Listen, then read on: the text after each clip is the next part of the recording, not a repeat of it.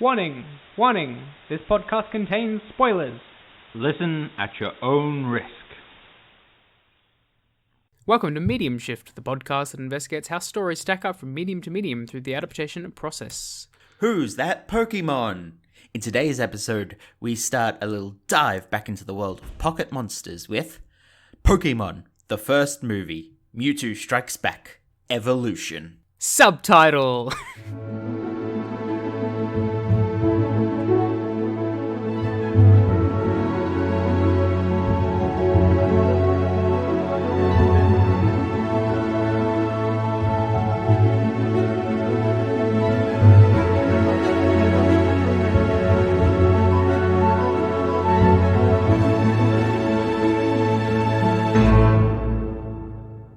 Welcome to Medium Shift. I'm Chris. And I'm Ace Trainer Ev.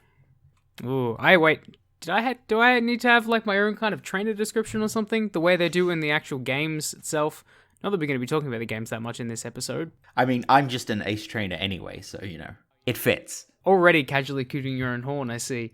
I mean, this is their first opportunity to do so, considering this is the first episode we have done, and almost certainly will not be the last, considering this is starting another collection of episodes we're doing, diving into the morally ambiguous world of Pokemon. How morally ambiguous we're inevitably going to get to in Pokemon, the first movie, Mewtwo Strikes Back, Evolution, the tale of a way too long subtitle. This film came out in 2019, initially in Japan, and then was released worldwide on Netflix early 2020, and consists of a CGI update, one might say, remake, kind of, in many respects, of the very first Pokemon movie from 1998, I believe. So, Ev, what did you think about Pokemon subtitle Evolution? With the movie, I did see, after watching it, one review headline that basically sums it up for me, which was nostalgic, but unnecessary. And that's how I kind of feel. I didn't mind it. I thought, yeah, some of the bits that the CGI improved for the better. Like some of the battle scenes, some of the big grandiose effects that they were doing. And the animation was pretty good, I think, in my opinion. I didn't mind the look of the things. And by things, I mean the humans. Yep, okay. We'll get into that, I'm sure. I enjoyed their look for everyone except for Brock. Brock still scares me. Brock was always kind of creepy in the original cartoon, though, as well, wasn't he? Yeah, but this was another level. Yeah, that's true. So yes, that is my general thoughts on it. Nostalgic and nice, but unnecessary. Yeah, I mean, look, obviously your mileage with this movie is going to vary based on how indebted you are to the Pokemon franchise and the original film in some respects.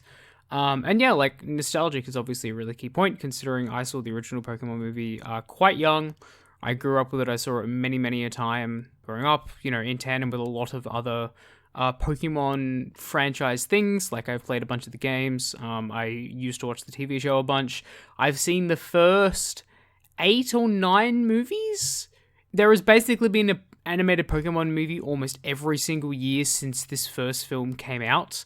And I've seen probably about half of them, which is probably about 9 movies too much, not gonna lie. But I think, I don't know, part of me, I will come out and say this, I did not enjoy this. I did not think this was especially fun or entertaining or fresh or anything. Arbitrary is definitely a good way to describe it, but I think in some respects it kind of makes the original movie worse.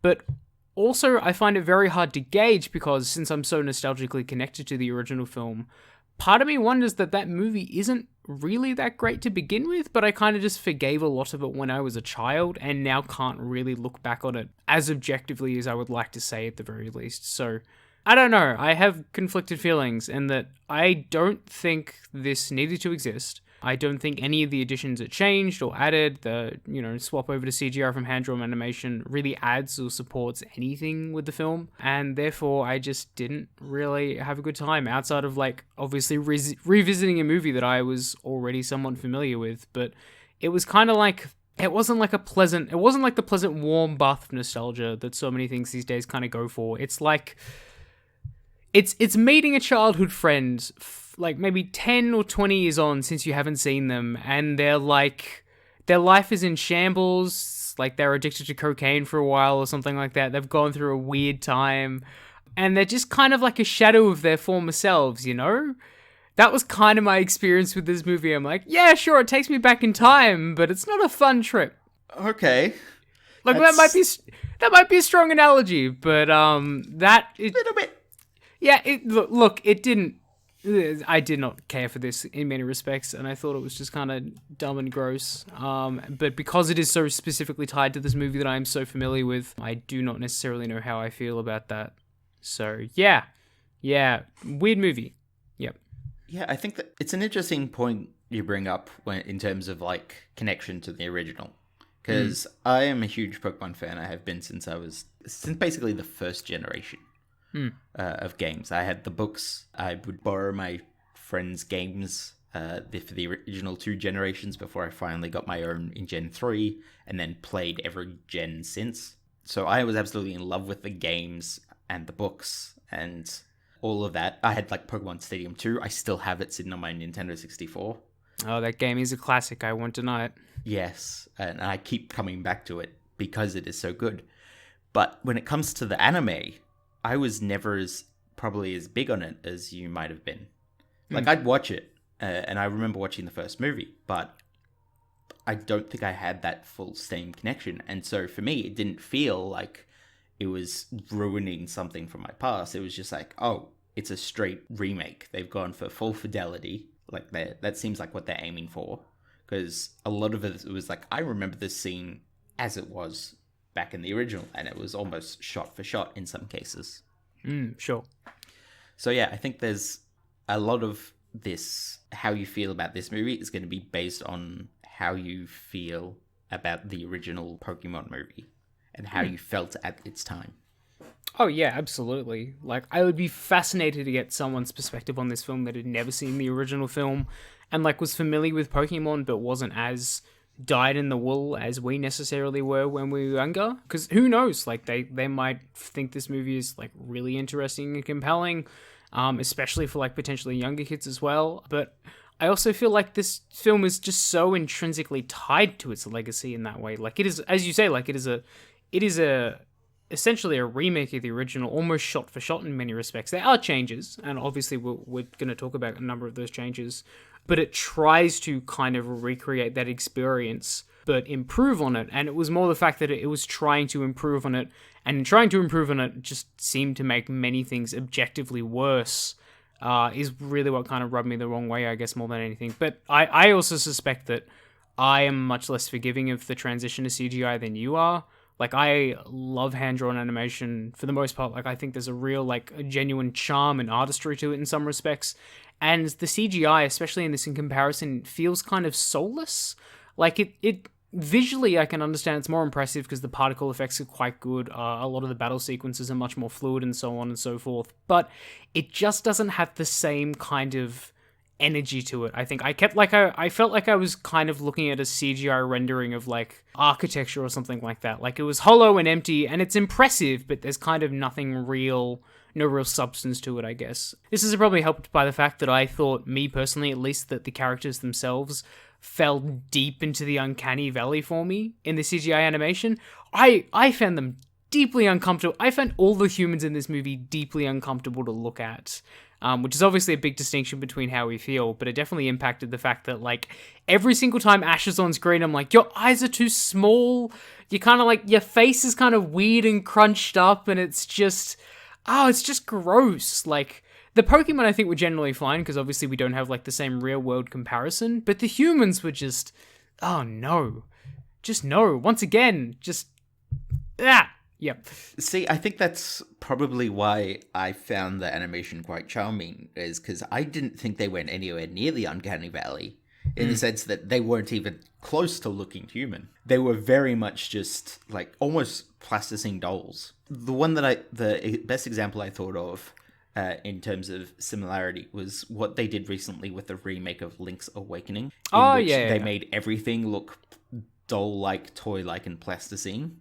Like, even kind of make it more cartoony in some respects. Yeah, compared to the original. And so that's why I feel then they weren't as soulless as I thought. That being said, I do and have always sort of preferred the classic hand-drawn animation of the anime style, because that is also something I've grown up with, not just because of Pokemon, but through things like my love of Yu-Gi-Oh! And the original anime for that, and Dragon Ball Z GT in a way.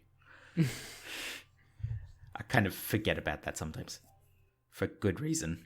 Yeah, understandable. Yeah, no, it's just an interesting point, because it felt like, obviously they weren't trying to completely recreate humans, but I think there is something about the fact where, I mean, dolls can absolutely fall into the Uncanny Valley as well. The whole point of the Uncanny Valley, for people who aren't necessarily familiar, is that there is kind of like a graph, one might say, between something not resembling human to slowly resembling human. And it's called the Uncanny Valley because there is a point where something looks close to human but isn't quite enough to be human, that just looks very strange and unpleasant to humans ourselves. Like anything, like zombies are a really good example of this as well, of falling into the Uncanny Valley, in that they are human-like, but they are just off enough to be unpleasant and creepy. And that is kind of, when someone says that something falls into the Uncanny Valley, they fall into that like discrepancy between being non-human and not being quite human enough. So I mean, obviously your perspective on that is going to vary, because like Link's Awakening, I agree, is like super cute and adorable and stuff like that, but that is like a slightly different. I thought the execution in this was much worse than it was in a kind of CGI recreation in something like that. So totally get where you're coming from with this. I think it's all just going to be a matter of personal taste, though, in the end. Yeah, of course. I like the fact that I can also like tell what a lot of the moves are from the Pokemon now in this updated version is a big help for me. Whereas for you, it probably didn't matter. Yeah, not as significant as the very least. But the other thing is as well is like, I mean, Japan has such an amazing legacy of like hand drawn, animation in general, but specifically hand drawn animation too, as you're kind of talking about with anime as well. But also just like, I'm a huge fan of the Studio Ghibli films too. Like, I think those movies are almost universally incredible. And there is like, obviously, you know, it's kind of an apples and oranges comparison, but there is like something just inherently charming, I feel, about the original animated movie that I just felt was kind of lost in this transition, which I ultimately just thought was really disappointing. Once again, it goes back to the fact that I feel like this movie doesn't need to exist, because it's kind of taking something, and at least for me, making it considerably worse and more unpleasant. Once again, friend from primary school who's kicked a crack habit, in that weird analogy that I managed to pull out of the top of my head. So the one thing I found really interesting about this film is something that is pretty almost wholly unique to it, is the fact that it is an adaptation of a previous movie that had two versions of it in a way. Because you had the original Japanese version, and then you had the English dub, which changed and modified that version quite a bit. And then you have this movie, which also has a Japanese and English version, but this time done by the same company, trying to adapt what is essentially both of the originals at the same time. Yeah, sure, like almost combining those influences in a couple of respects. I'm not entirely familiar about the exact difference. As far as I'm aware, like the English and Japanese version, the translation for this version of the film is infinitely more similar than it was compared to the original movie. Yeah, from what I understand, what's the name of the company that used to take care of the English translations of the original Pokemon films? 4Kids? Yeah, 4Kids, that's right. Yeah, they have a long and I don't think questionable is the right word, but a significant history of very often toning things down and adjusting things for a Western audience, especially when it comes to Japanese stuff. So yeah, no, that is an interesting point, and also like kind of appropriate for Pokemon too, considering the games have almost always had two versions as well, which you get to pick and choose from. Not that I think that's intentional, but it is an amusing comparison. And so it's interesting, and because they relied so much on fidelity in this scenario, like even a lot of the changes they made, like the changes to the voice cast, all of that was done to better connect it to the current anime. Like it's now the current version of Ash talking, it's the current version of Misty and Brock using their voice actors. Yeah, sure. And so for something so steeped in fidelity and trying to be so akin to what it was, the fact that it is trying to be faithful to two different versions was really interesting to me. Yeah. I mean, this kind of goes back to, if you want to talk more universally about nostalgia, nostalgia is not necessarily about... It is not just the yearning for something past, but is kind of in many respects the yearning for something that never existed in the first place. I'm like, that is the kind of thing, like, obviously we build up everything significantly in our own minds, in that the way our memories and image of that time back in the past is always going to be fundamentally different than actually was at the time. And that is like a super interesting point, actually. And it's like, it happens with a lot of things that try to be specifically nostalgia. Like, Stranger Things is very much works in that same ballpark as well, in that it is so steeped in the 80s and that kind of stuff, but it is also so incredibly couched in our perception of the 80s from current day, which is fundamentally different from actually just being invented at the time that it is trying to harp from. Absolutely. Yeah, I think... I'm not sure. There's a lot of interesting things we can talk about the Pokemon franchise in general, and it is a big and expansive thing, which we will not get to in this episode, obviously. We're going to be talking about different facets of it as we go through the next few episodes on various Pokemon things.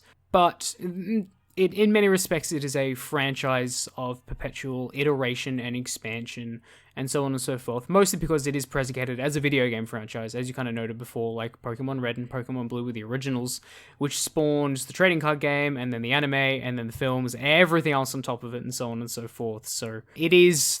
Yeah, no, I think you make a really interesting point. And then in kind of ways, like, this is a video game remaster or remake. It's just like the original one, but like kind of touched up for modern audiences, basically, but in film form as opposed to video game form. But I just don't think the changes they've necessarily made to make it contemporary necessarily were the right ones. But that obviously comes down to opinion, so... I do love the fact that you brought up Pokemon Red and Blue as being the original, given that they technically are not. In the original Japanese, it was Pokemon Red and Pokemon Green. Oh, yeah. And then which Pokemon is why Blue came out. Yeah, and then the Red and Blue that we got in America was based on the original Blue from Japan. With like a whole new set of different sprites, a lot of the glitches fixed out, a lot of the translations adjusted. Basically what happened to the first movie. Ah, interesting. Yeah. That actually totally explains why we got Fire Red and Leaf Green down the line as well. Yep. Once again, Pokemon is very specifically about iterating, in that most Pokemon games are remakes of previous Pokemon games. So yeah. And expanded on in the fact that you just keep getting more and more of a Pokedex. Yeah, absolutely. That's a super interesting point. I didn't even think about kind of the fact that this movie in many respects is kind of indicative of the trends of the Pokemon franchise as a whole, which I think is kind of neat, and also might explain why I'm so frustrated by it in so many respects, because there's a lot of things to very, very actively dislike, I think, when it comes to the way that the Pokemon Company has handled some of its iterations. But we will save that for another episode down the line, once we talk more specifically about the games. Is there anything you want to talk about regarding the film itself before we start going into some of the changes, or like kind of the hubbub around the original Pokemon movie? No, I'm ready to jump straight into it. Yeah, awesome. So as you kind of noted before, like obviously Pokemon Red and Blue with the original releases in America, and that basically spurned this whole phase, which I've seen referred to as Pokemon Fever, essentially. Essentially, it kind of fit into this really, this wider cultural shift of the Japanese invasion of culture, where anime suddenly started becoming this really popular thing in America, and it led to this just huge, like, boom of basically success for Pokemon internationally, which actually led to this first movie being a very, very significant financial hit for the time that it came out, kind of radically as well. Like, I don't quite remember the number off the top of my head, but adjusted for inflation, the original Pokemon film is a huge, like, bona fide success, and very much fed into this wider cultural status around the franchise, which is perpetuated till this day. Like, I mean, Pokemon is still one of the biggest, is it the biggest franchise in the world, like, money-wise? It's either this or Hello Kitty. Yeah, it's one of the two. Yeah. But either way, it's like, it is absolutely one of the biggest things in the world, predicated on the amount of money that it actually makes for the companies involved, so... And if you want to look specifically at the movie and want a good tangible example, look up any of the eBay auctions that they have for the original Mew Fossil Pokemon card that they gave out to those who saw the first movie in cinemas. I remember. Yeah. I've not seen that card, but I've heard tales of that card. Ironically, Yu-Gi-Oh! The movie did something very similar as well, didn't they? In releasing cards? Yeah, and releasing cards. Yeah. I had all 4. Oh, I'm not surprised. But I mean, like, see, that is a really great point. Like, that's the kind of thing that the movie tied into this wider kind of cultural zeitgeist thing, which led into the cards, which led into the games, and so on and so forth from there. Like, I mean, spoiler alert, we're going to talk about it sometime in one of the subsequent episodes, but I mean, Detective Pikachu came out a couple of years as well, and was also not a massive hit, but the fact that America is kind of funding this live-action adaptation of this weird Japanese series about capturing monsters and putting them in balls. The lore around Pokemon is so... It is obviously, like, supposed to be an intrinsically kid-friendly franchise, but it is also one of those that is amusing in the sense that the more you think about it, the more unsettling and disturbing it actually is. Because this is like dogfighting the game, and the movie kind of plays off that in a very interesting way, and in a way that I'm sure we'll talk about. So, yeah, like, so you saw the original Pokemon film either, I don't know if necessarily at the time, but like a little bit after it came out, I'm sure. So, yeah, it was a couple of years actually, I think, and just watching it after I'd sort of caught up with the original anime, basically. Yep, makes sense. It does fit in at a specific timeline in the anime, doesn't it? Yes, it does. But doesn't really matter. Yeah, well, I mean, they barely even reference it in the anime itself. There was a... Given the movie basically just wipes itself from canon. Almost exactly. Immediately.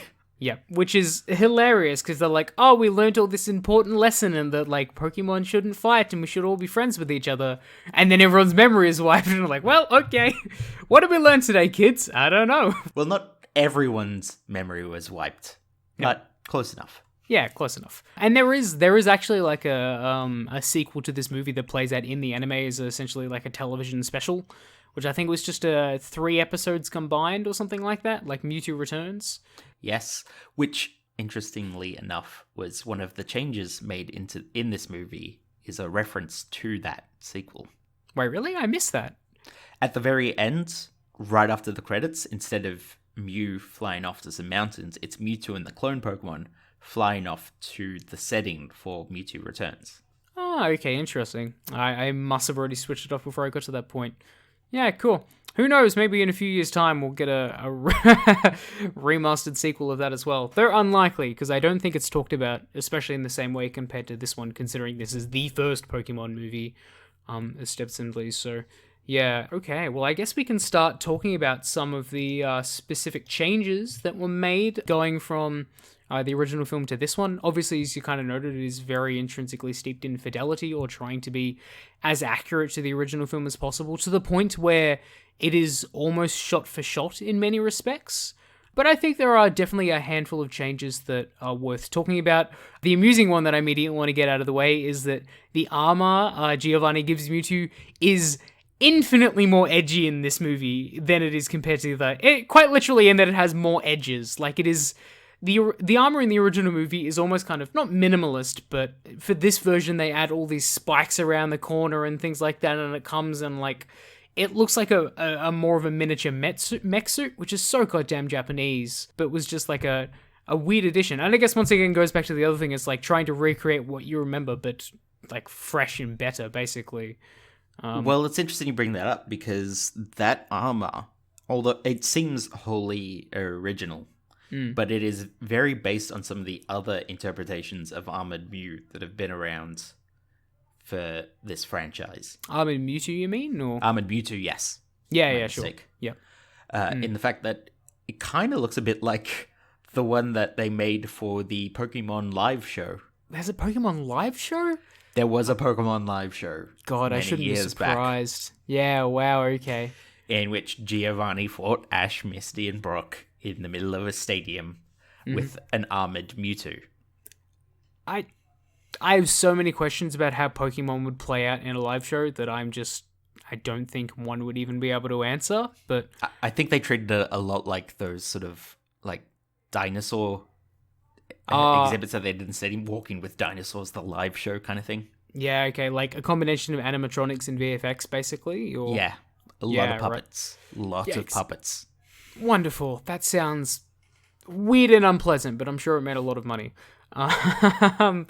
I was not aware of the... Like, I have been familiar that... I mean, this is another thing worth talking about as well, but Mewtwo is very often considered one of the most popular Pokemon ever created, basically.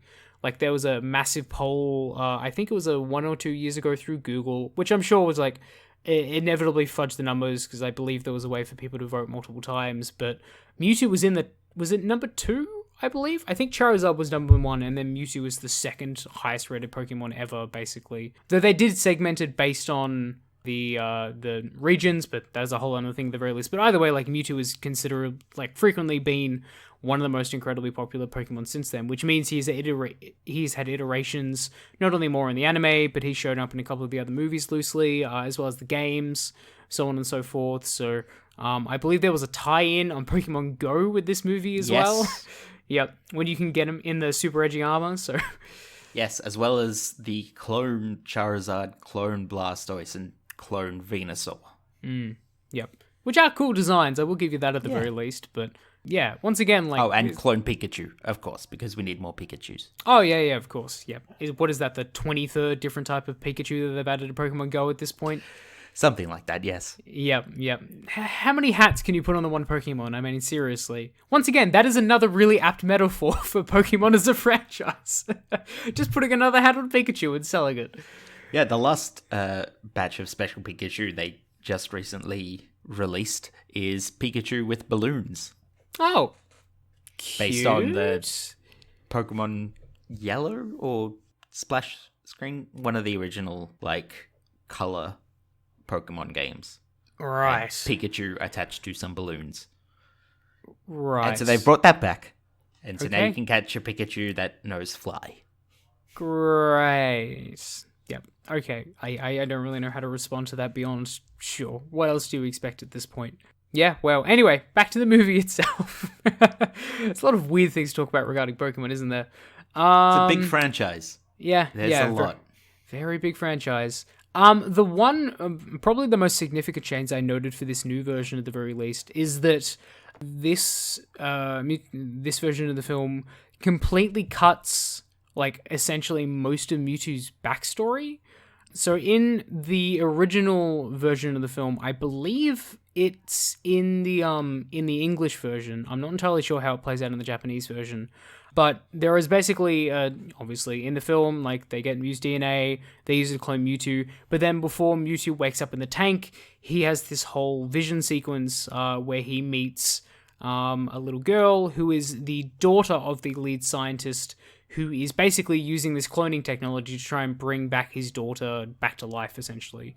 So Mewtwo is, like, brought into the world, and then has, like, this whole childhood, I guess would be the best way to describe it, where with this girl, and then with a variety of other cloned Pokemon before he is essentially woken up.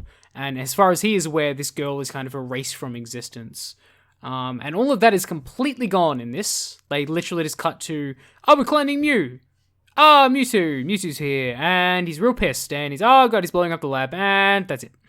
And I found that kind of frustrating, honestly. Like, just considering Mewtwo is the central character of this film in many respects, and it is based around his arc, why would you cut so much of the foundational kind of narrative setup for him and his motivations? Like, I really don't understand that. If there was a way that you actively wanted to improve this movie, then I feel like, if anything, you should have doubled down on that. But I mean, it kind of goes back to what you were talking about before as well, in that I do not believe every version of this movie had that backstory, which means, as a synthesis, like, I could understand why it would hit the cutting room floor, but it felt like an addition that definitely should have stayed in there, at least for me, narrative-wise. I thought the film was much weaker because of it. I find it goes back to that kind of melding of the two different versions of the Japanese and English, because the Japanese version of the original had all of that. It had the little girl, it had a real big story, a big emotional grasp to it. It foreshadowed the tears reviving people. Yep. Which is still dumb, even with the foreshadowing, but yes. Yes, but at least it made a bit of sense. But the original English one basically didn't have any of that. Didn't have Amber, the girl. Oh, right, sorry. Yeah, I think I said before the English version had it. I meant the other way around. Yeah. Yes. And there was no... It was basically... Mewtwo was just a dictator. A homicidal dictator as soon as he came out. Whereas in the Japanese, he's basically just trying to find his place in the world. Mm-hmm. And this movie kind of synthesizes both characters and gets like a sort of midpoint, I feel. Where it's Mewtwo having his existential crises and not knowing his place in the world because he literally is just created. Like, he had no childhood in this sense. He's just sort of awoken to be a powerful servant, effectively. And that I found really interesting, but you sort of lose some of that when he basically, his justification for everything is, yep, okay, I'm going to start killing everyone. Yeah. Which, yeah. So it's real iffy, touchy ground. Yeah, see, look, this goes back to my contention that I suspect this original movie, in hindsight, without a nostalgia connection, probably isn't very good. And that I feel like there are the threads for Mewtwo to actually have an interesting arc and be an interesting character, but the way it plays out, both in this film and for the most part in the original film, is that it is so blatant, him basically talking out his inner monologue in a really simple kind of, well, I don't want to do this, so I'm going to do this instead, and people aren't helping with this, I'm going to do this, essentially. Like, there is no real emotional complexity. It feels like it's just moving from one beat to the next. And I feel like if there was one way to actively improve on that movie, would be to kind of flesh that out in an interesting way, which is what I felt like the backstory did in the original film, which is why I was so frustrated with it missing here. That obviously doesn't make it a fantastic movie, just adding that in at the very least, but kind of, as you were saying, like, they try to make Mewtwo sympathetic, but the way it plays out is in such broad and generic and simplistic strokes, I just didn't think was necessarily effective. So, in my opinion, I think the way they sort of did it was pretty well, but if they wanted to better ground that, and this applies to both movies, the original and this version, would be to have more of the whole Team Rocket, like the actual villain, Giovanni. Having more than 5 minutes screen time. Yeah, basically. Yeah. Actually have that mean something. Because then at least you definitely get a reason why Mewtwo is super pissed, the fact that he was being controlled by this evil man. Yeah.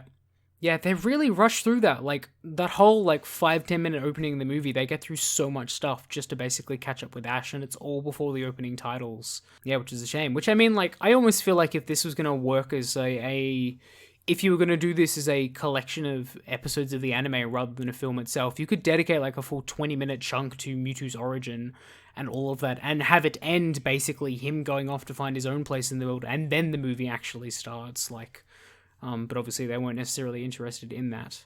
I do find it kind of hilarious that the one extra shot they added into this movie, instead of taking out from that 10-minute original opening, is they really made Team Rocket look a lot more like a group of fascists.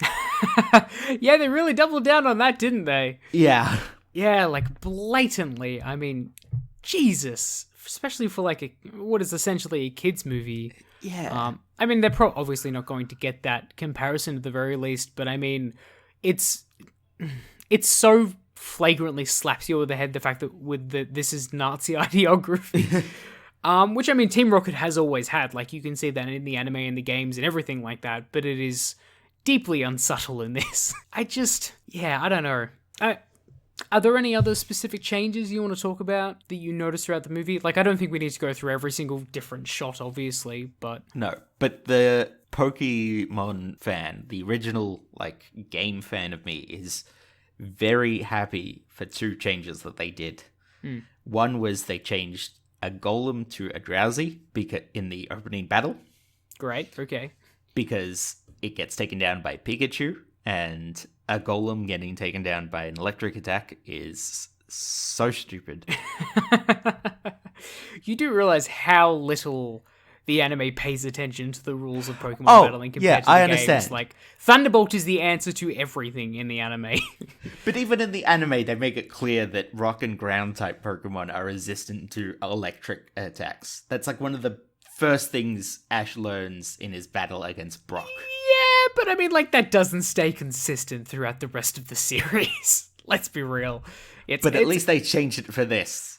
Instead of a third evolution ground type Pokemon being taken down by a second evolution's lightning attack. Well, at this point, technically first evolution, because Pichu didn't exist. But yes, good point. Yeah. Although it can, given the fact that Togepi exists in this world. Yeah, but I mean, like... And Ho-Oh. Wait. Togepi and Ho-Oh were in the original film... Oh, they're Gen 2 Pokemon. Yeah, no. I for some reason, I completely had the idea that they're all Generation 1. That's a good point. It must have happened in the second season of the anime. Yeah, cool. Okay, never mind, scratch that. Pichu does exist.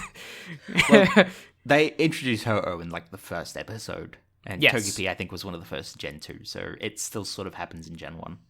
Yeah, sure. Yes. But, you know what I mean. Like, I mean, it is still a little bit blurred at the very least. It's not like Pikachu suddenly discovered, oh, hey, there's a smaller version of me out there. No, that happens in one of the short films, the Pichu Brothers, that they didn't even touch on with this one. Yeah. Pikachu's Adventure. It's a shame. Those were always really nice. Yeah. I really liked a lot of those original Pokemon shorts. They're just really cute and inoffensive. And I can't get as annoyed about them with the fascist imagery and lame messages that everyone forgets about in, like, this movie. Yeah. This is obviously... The ending for this movie is exactly the same in the original as it is in this one, which I think is weird considering how dumb and silly it is, for lack of a better description. Like, okay, so a couple of things. The message of your movie... that, like, obviously Pokemon shouldn't fight other Pokemon, and that violence isn't the answer, and that you have to find your own place in the world. All that I think is valiant, but it just blatantly flies in the face of the mechanical structures on which the entire Pokemon franchise has been created. To the point where it is just deeply hypocritical, I feel, for the first movie to kind of end with, like, people being so distraught at all these Pokemon slapping each other in the face, and then for everyone to forget it and just keep going on about it. Like, I feel like the point they try to make, but they miss the mark because it lacks nuance, is that Pokemon battling is fine because it is like Pokemon playing a game together. Like, they both actively choose to engage in this kind of combat scenario, whereas what is happening fighting the clones is more akin to war combat, but that is like a very fine line that doesn't play out properly in the rest of the franchise as well. Like, there is even a spin-off game called Pokemon Conquest, which is about using Pokemon as instruments of war.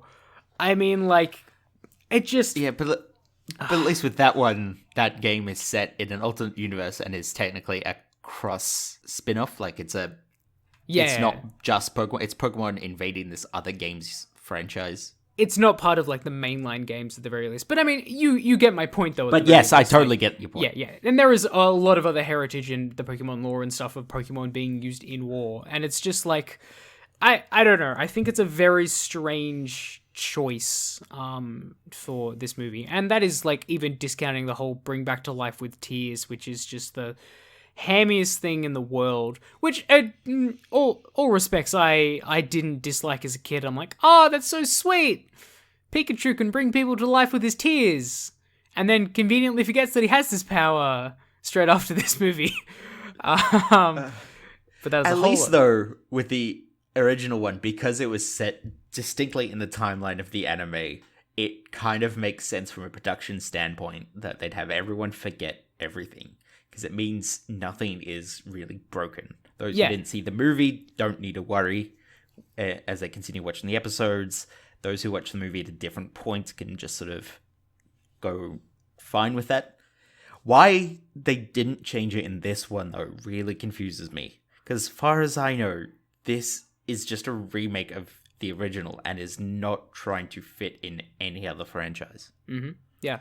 Like, once again, this is effectively, they've taken a serial movie as in a larger arc and just went, yep, it's a standalone now.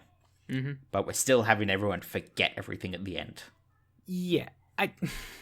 Yeah, this goes back to fidelity. Once again, as you were talking about, this movie is just more interesting than being a straight remake of the original film than actually changing anything significantly about it, which is, once again, why I'm frustrated about it, because I feel like all of the changes they have made are all minor and all make the movie blatantly worse, as opposed to actually fixing or adjusting some of the other things. So, why does this movie even need to exist? Like, outside of making more money and just being like a blatant nostalgia hit, like I know it's a weird thing to say, but like artistically, I just don't see any fundamental reason that this would be greenlit. Outside of just that the original movie was super popular and we're going to make another one, which is the only reason that this movie was made. So It allowed me to see Yami Yugi as a Pokemon. And for that, I'm like, yep, okay. I'm cool with that. wait, what? Dan Green, the guy who voiced Yugi in the original anime, voiced Mewtwo in this one. Oh, I did not know that. Oh, okay. That is the only thing I could hear this entire movie is that's Dan Green. Dan Green is playing Mewtwo. I am not surprised knowing you. And for that alone, I'm totally fine with this movie existing. Yeah, sure. For that sole singular reason that it gave you that weird enough experience. Look, I can respect that. God damn it. Is there anything else you want to specifically talk about regarding this film, or should we move on to do it differently? No, aside from the fact that I do also really want to bring up the very minute fact that they changed Seagull in the original to Wingull, the third generation Pokemon. That's, I mean, look, as nitpicks goes, that's one of a hell of a nitpick, I'll give you that. It's not even a nitpick. I think it was a good idea, but it Oh, okay. throws the whole lore around Pokemon, again, throws another curveball into it. Because in the original, it was clear that Pokemon and animals existed, but now, with all the new gens, they're seemingly reconning it, so Pokemon are just the animals. Yeah, sure. They're just a straight replacement. They've kind of done that slowly over time, though, haven't they? Like, slowly integrated that kind of thing, essentially. Yeah, basically. Still, But it just throws me. This franchise. I don't know. That's a good catch, though. I'll give you that. But I mean, like, once again, don't think about Pokemon too hard because it will hurt your brain. Like, They have a god and a devil in this game. Not only a god and a devil, but a god and a devil that a 12-year-old can catch in a little ball. Yes. And use to fight other gods and devils. Don't think about it. Pokemon is weird, which I enjoy in many respects, but it's also like, very strange. It does remind me of my favorite question, though, which is... Who's that Pokemon? No. Who was the first Pokemon? A, Bulbasaur. B, Rhyhorn. C, Mew. Arceus? D, Arceus. Yeah. I've heard that one, because technically all of the above. Yes. It depends how you interpret the definition of first Pokemon. Yep. It's the Pokemon version of what came first, the chicken or the egg, except it's what came first, the chicken, or the chicken. But they're all like slightly different versions of the chicken depending on your definition of a chicken, so... It's the first chicken listed in an alphabetical list of chickens. The first chicken that was ever conceived. Yep. The first ancestor of all chicken. Or the chicken god. I just love the idea that we just... Within the same thing, we have the chicken god being compared next to just the first chicken that was conceived. And also just the first chicken in a list, so... Once again, Pokemon, real freaking weird. Alright, we should move it to do it differently. Jingle. All the way. Alright, do you want to go first this episode, or shall I? You go first. Okay. Well, once again, I am kind of doing this from the ground up, in that I think... I've trashed this movie and the original movie quite a bit throughout this episode, but I still enjoy it, especially the original movie, rewatching it as such. Like, there is still a nostalgic charm and connection to it, and I think that there is a lot of interesting stuff to Mewtwo's arc that you could pull out and actually make more interesting. So kind of what I want to do is that I would want to do a remake of this film, but give it to someone with like kind of an interesting different spin or take on it, and let it kind of stand as its own standalone Pokemon movie. So basically I was thinking, like, this is a absolute pie in the sky thing that would never happen, and I don't really know how it would play out, but I mean, hey, this is what Do It Differently is about. But get Hayao Miyazaki to make a Pokemon movie. Get Hayao Miyazaki to remake this film with Studio Ghibli. I just want to see Studio Ghibli, whatever you want to call it. But I just want to see what that would be like. My Neighbor Totodile. Did you just make up that pun on the spot? That was bloody impressive. Oh my god, nice job. I'm a big Pokemon fan. Yeah, look, I'll give you that. But I mean, like, how weird or interesting would that be? Like, so much of his work already leans into that aesthetic aggressively. Like, so especially like his films like Princess Mononoke is like all about humans and their connection to nature and so forth, in the same way that humans are always being connected to Pokemon, which is that kind of emblematic of nature in that universe. I think there would be a lot of really interesting things you could do, particularly with like Mewtwo's arc in that film, and he would make it so much weirder. And I want that so badly. It just, I don't know, like, because this series, if you think about it, is so weird and quirky in many respects, I just kind of want someone who is artistically ambitious enough to lean into that and just make something as weird as Pokemon as a franchise deserves. And I think he would be a really fantastic choice. So Okay, I like it. yeah, I would like to see that. oh, I want to see it so badly. Once again, it will never happen, but that's why we do this segment. Okay, so what have you got for us? So my version is basically take this movie as it was and to Rosencrantz and Guildenstern it. Oh, okay. Basically, have the entire movie play out again, like a full remake of it, and that's going on in the background. And the entire thing is following Jesse and James. I from knew the it. very beginning. The moment you said Rosencrantz and Guildenstern, I'm like, I know exactly where he's Yep. going with this. Yep, cool.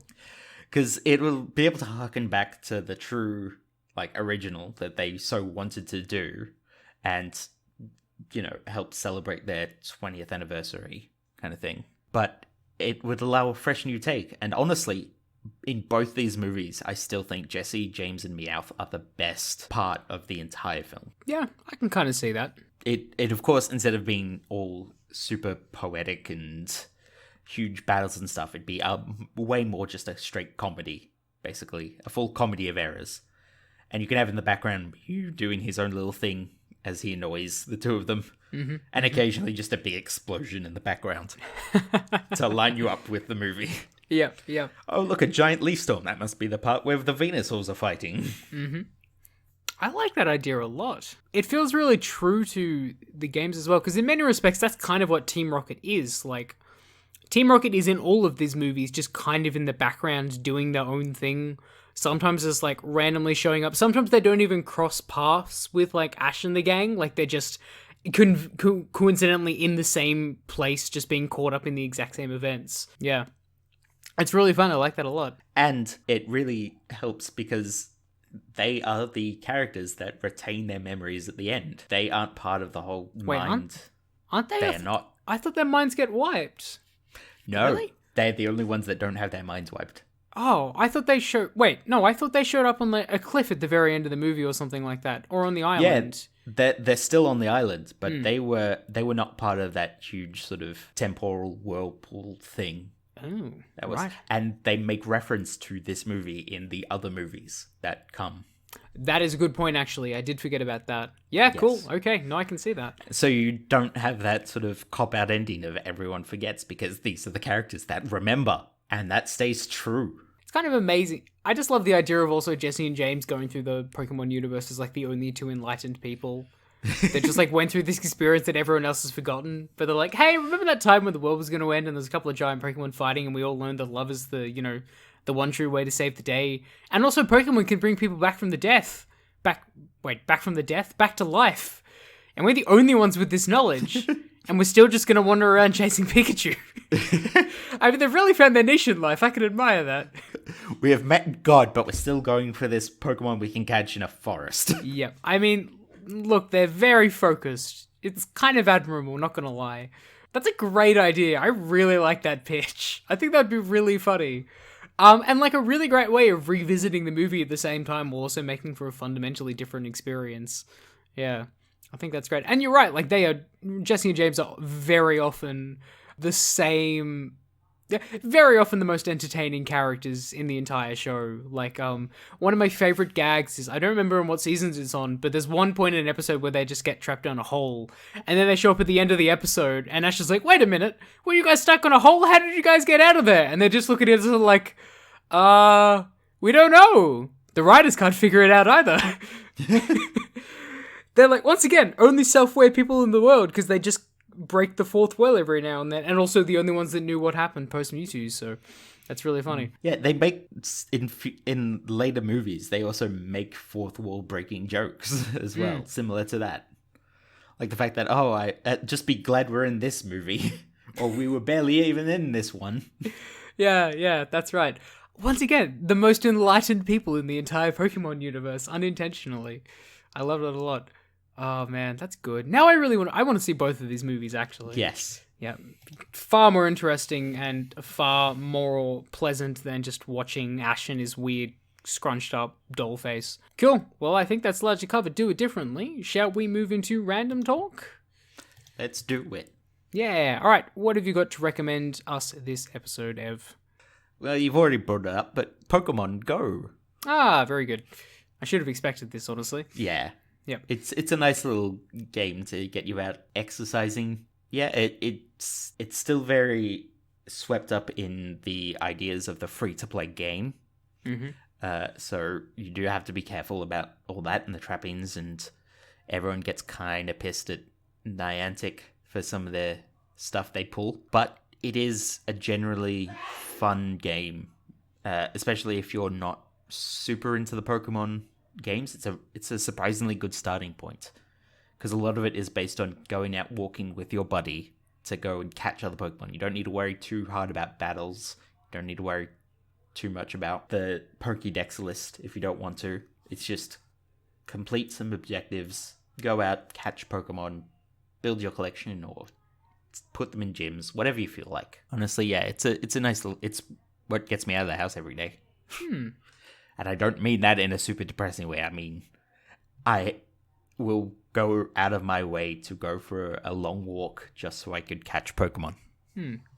That's really cool. It's obviously it was like a huge thing when it came out, but it still has like quite the significant player base now, even like a couple of years on. Yeah, very cool. Yeah.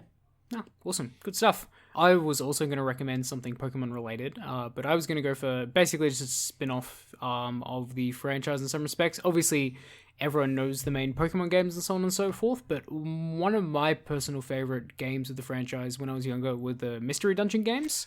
I thought that's what you were going to say. Yeah, see, there you go. There was recently a remake of a couple of them on Switch, which I have not played, so I can't talk about that. But back on the day, on the Nintendo DS, I played Explorers of Sky, which was kind of like the continuation of, I think it was Red and Blue Mystery Dungeon, but basically that whole franchise. And they are really good. Like, it is less about battling other Pokemon and more about saving Pokemon. Though granted, you do still battle a lot of Pokemon as well.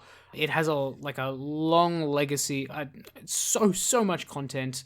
A really kind of cutesy, lighthearted story embedded within it that doesn't have any humans involved as well. Like, basically the whole premise is you're a human who wakes up in a world entirely populated by Pokemon, in which you are now a Pokemon, which is existentially terrifying, but thankfully they gloss over that fairly quickly.